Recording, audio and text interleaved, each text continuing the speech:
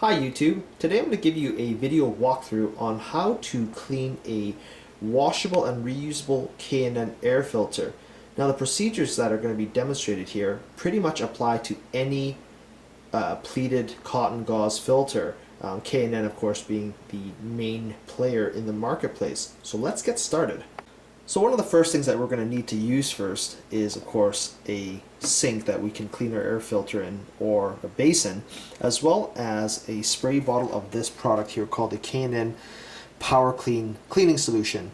Other people have used detergents and solvents and petrol, but I really don't advise you guys using that because the fabric you're cleaning in the air filter is in fact cotton, and I'd rather spend a few dollars and just buy the K&N air filter cleaner and know that I'm not damaging my filter than to use a cheaper solution that might end up ruining the element assembly.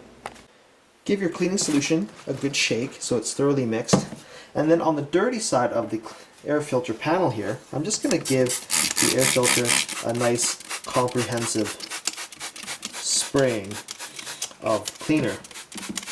Now we want to soak this filter element completely so that the cotton gauze filter oil is dissolved along with all the soil that's embedded in the cotton gauze. Now, one word of caution, you might not want to inhale the mist of the cleaner because it actually does irritate your lungs and nasal passages. Once the dirty side has been thoroughly sprayed, turn your filter panel around to the clean side and spray the surfaces liberally with the cleaning solution. To clean the rest of the rubber surround, give it a quick spray with some cleaning solution. Let the filter soak with the cleaning solution for at least 30 minutes before rinsing it out with warm, clean water.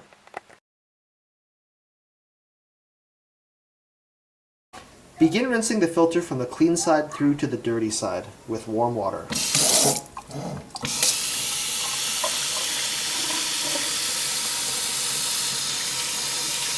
Rinse up and down on the pleats to remove all the soil on the filter assembly. Once we finish rinsing the panel out from the clean side through to the dirty side, we can now flip the element over, and then I'll begin to rinse from the dirty side back through to the clean side. Once the filter element itself has been thoroughly rinsed, proceed to go ahead and rub all the rubber edges to remove any remaining soil, oil, and other debris so that you ensure a good seal upon reinstallation of the filter panel. Allow the filter to drip dry at room temperature. Typically this takes anywhere between 5 and 8 hours. Do not use heat such as a dryer or compressed air, as damage to the filter media may occur. Dryer heat will shrink the cotton gauze, and compressed air could blow holes into the filter, allowing the air filter to let harmful dirt particles into your engine. Natural, slow drying process is the best. Okay guys, so now that my filter's dried for about 6 hours, just taking a close look at it, the cotton gauze is in fact dry. And for those that are wondering how come my filter doesn't quite look that clean here, I'm not going to concern myself too much with the fact that it's not squeaky clean because, well, most of the dirt, probably 95% of it's been removed from the filter, and quite frankly, I could go through the whole washing process a second time, but I just don't see the value in doing so. So let's go ahead and re-oil this filter. Now, it's worth mentioning that K&N air filter oil comes in two different varieties. The squeeze bottle type, which is on the left, and the aerosol spray can on the right. Both will work fine, but the application method is slightly different, and I'm going to show you actually how to use both.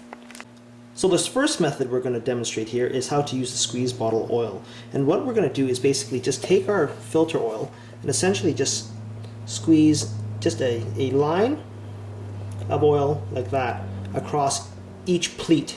Now you only have to do one pleat at a time on one side.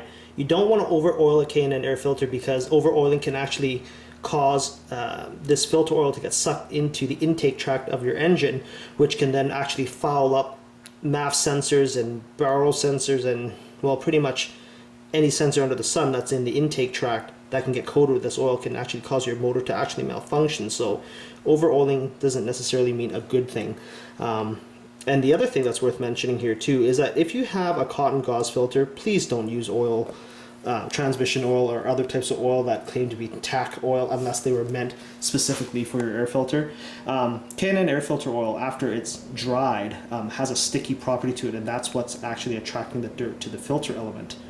So this is an up-close shot of what an oil filter element looks like versus one that hasn't been. You can see here that my oil application here is considerably pinker than the somewhat purplish, whitish look of the non-oiled side. So we're going to go ahead and continue oiling each pleat with a line of oil.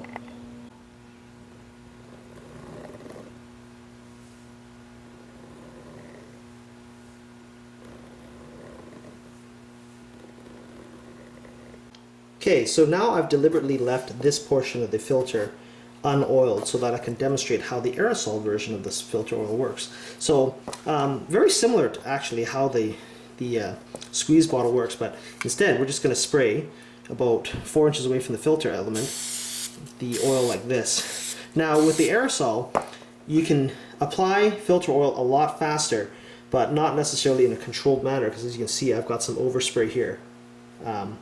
So just be aware of that fact.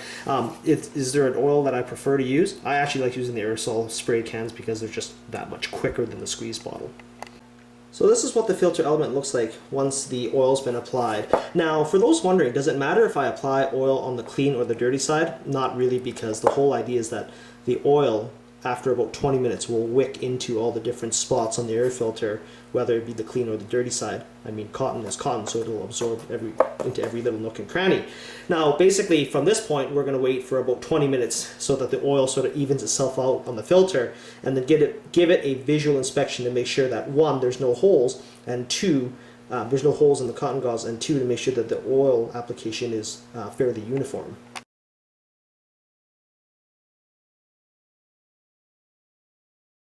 Okay guys, so it's been about 20 minutes here to allow the oil to penetrate the air cleaner element, and I can see here that this is the dirty side of the filter and it looks fairly uniform.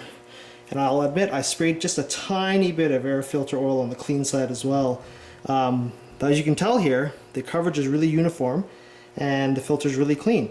The last step here is to make sure you look at a light to make sure that there's no major gaping holes in your element.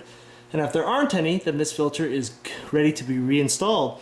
I hope you found this video useful and informative. Rate, comment, and subscribe.